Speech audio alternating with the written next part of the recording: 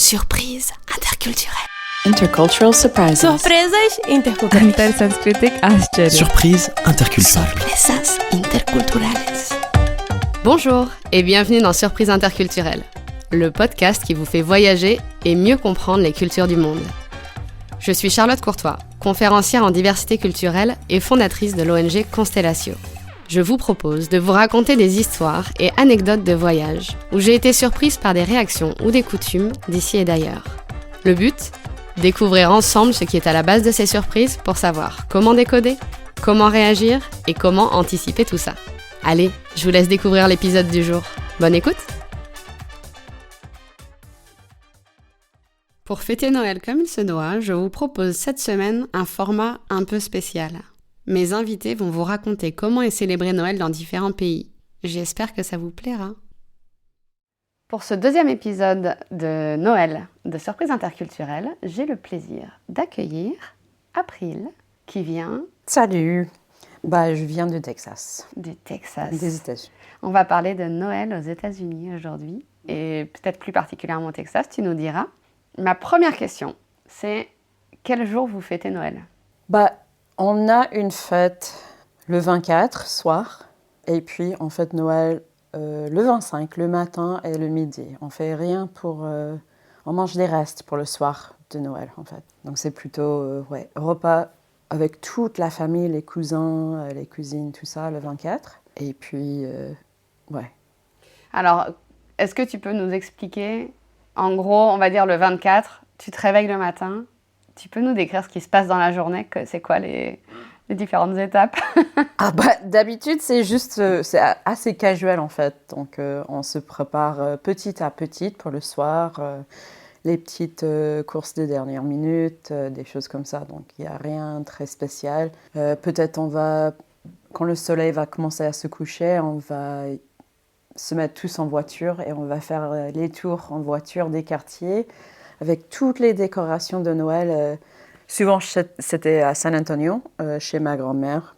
Les maisons sont juste dingues.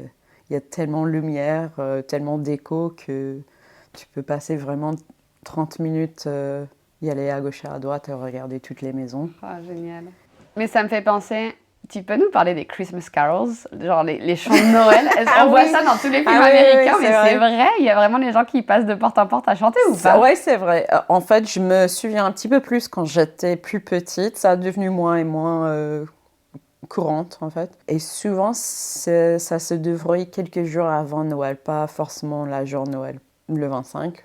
Mais qui est-ce qui fait ça ? En fait, c'est quoi ? C'est des chorales qui, déjà, pendant l'année, chantent ensemble ? Ça peut être des chorales, ça peut être des écoles, ça peut être des groupes familiales. Vraiment, c'est un truc qui peut exister dans plusieurs milieux, en fait. Et voilà, ils font des petits tours des quartiers, chantent dehors des maisons. Et des fois, il y a des personnes qui ne sortent pas. Des fois, il y a des personnes qui sortent, qui va écouter, mais... Et tu donnes quelque chose, une pièce, des chocolats, je sais pas. Non, en général, j'ai pas vu. J'imagine que ça existe, un forme de fundraising. De levée de fonds, de collecte de dons. De dons. Ouais. Ça peut, pour des maisons de retraite, par exemple, ou des scouts, des Girl Scouts, ça peut exister, j'imagine, mais l'idée de base, c'est pas de trouver des sous, c'est vraiment juste de chanter pour les gens. Ça peut être des groupes d'églises, des écoles, des amis. Extra. Et toi, tu l'as déjà fait ? T'as déjà chanté ou non ? Toi, t'écoutes ? Non. Non, quand j'étais petite, on a passé dans des maisons de retraite, quand j'étais un scout. Et on a chanté dans les maisons de retraite, mais non, j'ai jamais passé dans les maison par maison, par exemple. Dans les quartiers. Excellent. Bon, alors, après avoir regardé les décos de Noël en faisant ton tour en voiture, qu'est-ce qui se passe, du coup ? Souvent, on y va après chez ma tante à San Antonio, la sœur de ma mère, du coup, et on a un petit repas très, très, très casual entre toutes les cousins, les tantes, la grosse partie de famille. Et souvent, on mange de la nourriture mexicaine, les tamales, un peu de salsa, pico de gallo, des choses comme ça.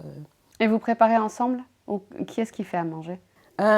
Soit c'est acheté parce qu'il y a pas mal des restos mexicains à côté.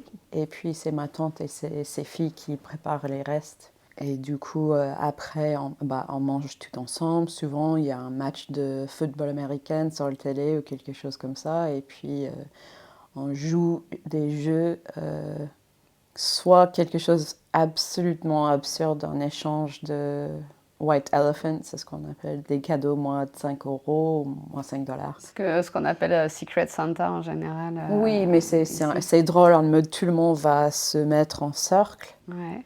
Et puis ma tante va lire un petit poème ou une histoire et chaque fois qu'elle dit un mot à gauche ou à droite, le cadeau va passer à gauche ou à droite D'accord. dans l'histoire. Et puis quand l'histoire est terminée, le cadeau que tu as dans les mains, c'est le cadeau que tu vas ouvrir. Et des fois c'est cool et c'est un petit bouteille de vin et des fois c'est absolument absurde, un truc... Chapeau de Père Noël avec un nez bizarre et des lunettes, c'est ça? ouais, quelque chose, ouais. Ok. Ou un truc qui n'est pas pour les enfants, quoi. C'est un adulte. On ne va pas détailler. Et du coup, dans ce que tu décris, peut-être que je me trompe, je devine que vous n'allez pas à une messe de Noël ou... Si? En général, non. On a fait quelques fois quand j'étais très petite.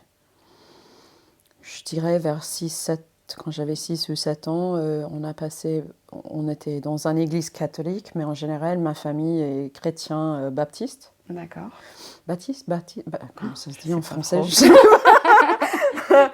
J'aurais tendance à dire Baptiste, mais je ne sais pas, j'avoue. Ouais, et du coup, on a fait quelques fois, mais c'était pas du tout... Même si ma famille est franchement assez religieuse, c'est pas un truc qu'on faisait, en fait, de la messe de Noël. Mais beaucoup de gens y vont ou pas en général En Texas, oui, je pense. En fait, c'est un masse spécifiquement à minuit. D'accord, ça commence à minuit. Oui. D'accord. Le 24. Et c'est très particulier. Et souvent, ma famille, on a la flamme à minuit. On est déjà au lit. J'avais déjà bu quelques coups avant. Mais... Ouais, c'est déjà fini, quoi. Ok, extra. Est-ce que, alors si, question que j'avais oublié de mettre dans ma liste aussi avec Catchy quand on a enregistré, mais que j'ai envie de poser maintenant, c'est est-ce qu'il y a un sapin de Noël? Est-ce que c'est un sapin? Oui. Quand j'étais petite, on a eu souvent un vrai sapin qu'on cherchait dans le truc de sapin, quoi. Attends, le truc de sapin, c'est quoi? C'est la forêt ou c'est le magasin de sapin? Non, c'est comme à Carrefour qu'on trouve ici. Okay. C'est pas un magasin spécifiquement. Sauf si on y va à la pépinière, par exemple. Des fois, ils ont des arbres. Et puis, avec du temps, avec l'âge, ma mère a pris un faux sapin. D'accord. Parce que c'était plus facile et plus rentable pour elle de remettre toutes les années. Et puis, le déco, d'habitude, ça se fait juste après Thanksgiving. Donc, c'est fin novembre, on met l'arbre et toute le déco de Noël. Et puis, jusqu'à le 1er janvier, en général. Le 1er janvier, ouais. Ouais, on a des objets. Quand j'étais petite, on décorait l'arbre avec du popcorn et du camembert sec. Ah bon? Oui. Ok, je m'y attendais pas du tout. Et puis, on cherchait des pommes de pin dans la forêt, on mettait de la paillettes et de peinture. C'était vraiment un arbre de Noël de crafting, quoi, de loisirs qu'on faisait tous ensemble, des choses faites à la main. Et puis, avec l'âge, on a fait des petits trucs à l'école ou qu'on a cherché pendant les voyages, des souvenirs, des choses comme ça. Donc, mais maintenant, l'arbre de ma mère est vraiment manucuré, vraiment propre. Je pense que c'est ça devenu beaucoup moins chaotique que quand on était petite. C'est un peu le cauchemar de tous les parents qui aiment bien faire un beau sapin de Noël. Oh super, mes enfants m'ont aidé. Ouais, grave. Et alors nous, on met une étoile en haut du sapin. Ouais. Vous, c'est une étoile ou c'est un ange ou c'est quoi? Les deux existent. On a eu le même ange toute mon enfance. Et puis, même, je pense, ma grand-mère, elle a eu une ange des années 1950. Ouais. Toutes ces décorations étaient très, très... Et, ma grand-mère, elle est de Londres à la base. Et mon père, il était de Pologne. Donc, on a eu des traditions légèrement décalées que... Peut-être d'autres familles. Le repas de Noël était souvent très anglaise aussi. Ah oui, bah, alors du coup, oui. Donc le repas de Noël, vous, c'est donc le 25. Oui, c'est le Ok. 25 à midi. Alors, avant d'arriver au 25, Ouais. quand est-ce que les cadeaux, ils arrivent sous le sapin? Vous mettez les cadeaux sous le sapin? Enfin, il y a... Bah, on met les cadeaux de la famille Ouais. sur le sapin au fur et à mesure. Mais en général, les cadeaux arrivent le soir du 24, Ouais. quand le Père Noël va passer. Et puis, voilà, tu te réveilles très, très, très tôt, avec impatience, le matin du 25 et découvre tout ce qui est sous le sapin. Ah, génial. Et du coup, il y a un petit déjeuner particulier pour Noël? Bah, dans ma famille, ma grand-mère faisait des petites choses, des petits gâteaux qui s'appelaient les tartelettes, mince pies, Ok. parce que du coup, c'est un truc anglais. Donc c'est salé? Non, c'est sucré. Ah, moi, enfin, moi, en fait, je pense à minced Oui, meat, oui, oui. donc je pense à la viande hachée, mais non, ok, pas du Non, tout. minced meat, oui, c'est ça, mais c'est une sorte de confiture, c'est pas de viande. Ok, Ouais, ok. ouais, c'est un sorte de chutney sucré. Et oui, dans les petites tartelettes comme ça. Et puis, elle faisait aussi des sausage rolls. Donc, c'est des petits doubles du kanaki enroulés dans pâte feuilletée. Et d'habitude, ça, c'est des choses de Noël. Il y a aussi, on mange des cookies et des gâteaux parce que du thé noir, du coup, ma grand-mère prenait beaucoup de thé noir. Et je pense que c'est ça. Ouais. Est-ce que vous avez les fameux candy canes Oui. Moi qui suis très sucrée, j'ai été extrêmement frustrée de ma discussion avec Kachi sur comment ça se passe au Nigeria parce qu'il n'y a rien de sucré. Ah oui. Donc vous avez des cannes à sucre comme on imagine. Ah bah oui. Noël en Texas, c'est très sucré quand même. C'est vrai. Ouais, et en Angleterre aussi. Donc, on a eu les cannes à sucre, pas forcément tout le temps. Ils te donnent à l'école ou tu mets sur l'arbre. Ouais. Puis, on a les calendriers de l'Avent aussi. Ah, mais je voulais te demander ce qu'il y avait avant Noël, du coup. Ouais. Bah, ok, donc il y a des calendriers de l'Avent. Avec des chocolats ou... Souvent, c'est chocolat. Ouais. Qui sont achetés en magasin ou... Enfin, généralement, Oui. Ouais. Oui. comme en France, quoi. Ouais. À part quand on a une super petite sœur comme la mienne qui fait des calendriers de l'Avent Ah oui, oui. personnalisés avec des bons petits biscuits maison. C'est vrai, c'est génial, mais ça existait. Vraiment, les calendriers d'avant, très spécifiques, très... Maintenant, ça existe dans le maquillage, dans toutes les domaines différentes. Mais quand j'étais petite, quand on avait les calendriers de l'avant, c'était vraiment simple, basique, chocolat, quoi. Mais moi, je préfère presque des fois, bon, clairement pas comparé au super calendrier de l'Avent de ma sœur, mais quitte à acheter un calendrier avant, je me demande des fois si c'est pas, je préfère pas les petits carrés simples qui avaient des dessins différents là qu'on avait quand on était petit, Ouais. plutôt qu'un super truc Lint ou je sais pas quoi. Mais ok. Ouais, je comprends. Et maintenant, tu vois les trucs qui sont fabriqués en bois, qui sont réutilisables Oui. toute l'année. Et c'est toi qui peux personnaliser pour ta famille. Ça, je trouve ça plutôt cool, mais on n'avait pas ça. Alors, après ce fameux petit-déj de Noël, comment se passe la préparation du repas, du gros repas? Bah, très franchement, j'ai jamais fait moi-même. C'est vrai. C'était toujours ma grand-mère. Et donc, maintenant, la tradition, ça a passé à ma tante et mes cousines à San Antonio. Et c'est très chaotique. Et souvent, c'est presque le même repas qu'on prépare pour Thanksgiving. D'accord. Quand j'étais petite, c'était un peu différent de temps en temps parce qu'on faisait un roast avec style anglais. D'accord, donc un rôti en fait, c'est ça? Oui, c'est un Ouais. rôti avec du pain traditionnellement anglais. Mais maintenant, c'est plutôt presque exactement le même repas qu'à Thanksgiving. Ok, donc, Donc, il y a une dinde, ouais. sauce camembert, le stuffing. Le stuffing, c'est plus ou moins un farci, mais qu'on ne prépare pas dans la dinde parce que ça... C'est de la farce qui n'est pas farcie dans la dinde. Oui. Ok. Ben oui, ça aussi. Et oui, avec des années, ma mère et mes sœurs sont véganes et végétariennes, donc on a préparé séparément. Ah, ok, c'est pour ça. Et dans notre famille, c'est fait, plutôt en Texas et dans la sud, c'est fait souvent avec du pain de maïs, les farcis. Oh, le cornbread. C'est tellement bon. C'est cornbread stuffing, c'est super bon. Et puis on a le green bean casserole. Alors, parce que tout ça, ça a une signification aussi en fin d'année, non? C'est Franchement. comme pour le Nouvel An, je sais que dans le sud, Ah ouais. il y a les... C'est quoi? Non, c'est les Black Black Eyed Eyed Peas. Peas, ouais. Donc les pois, je sais pas comment ils s'appellent en français, mais... Enfin, j'ai fait un épisode là-dessus d'ailleurs, il me semble. Je sais plus s'il est déjà sorti ou s'il sort là en janvier, justement. Je crois qu'il sort en janvier sur Ouais. le Nouvel An. Ouais.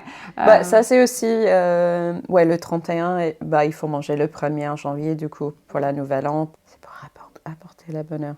Et alors, au dessert, vous mangez quoi? Souvent c'est pumpkin pie, donc tarte citrouille, tarte pécan. Ça fait très longtemps en plus que j'ai pas fêté Noël chez nous, aux États-Unis. Il y a aussi des gâteaux spécifiquement le recette de ma grand-mère. Donc c'était un gâteau d'épices avec des camemberts aussi. Pas très épicé en vrai. Et puis un gâteau très dense en chocolat avec des chamallows. Et puis du fondant au chocolat Waouh! au-dessus de les chamallows. Franchement, c'était ouf. C'était une tuerie. Ça a l'air pas mal. Ouais, J'avoue. c'est une tuerie, mais c'est beaucoup de sucre par contre. Et puis le soir du 25, on mange des restes. Et alors, est-ce que, je sais que dans pas mal de pays, on parle de Boxing Day, le 26. Ouais. Vous avez ça aussi aux États-Unis ou pas? Aux États-Unis, non, je pense pas, mais dans ma famille qui est moitié anglais, on a fait quelques fois, mais vraiment pas beaucoup. D'accord. Pas beaucoup. J'ai fêté Noël à Londres une fois avec ma famille anglaise et on a fait Boxing Day chez eux, mais c'était très casual, franchement, pas très différente que le 24 Ok. pour nous.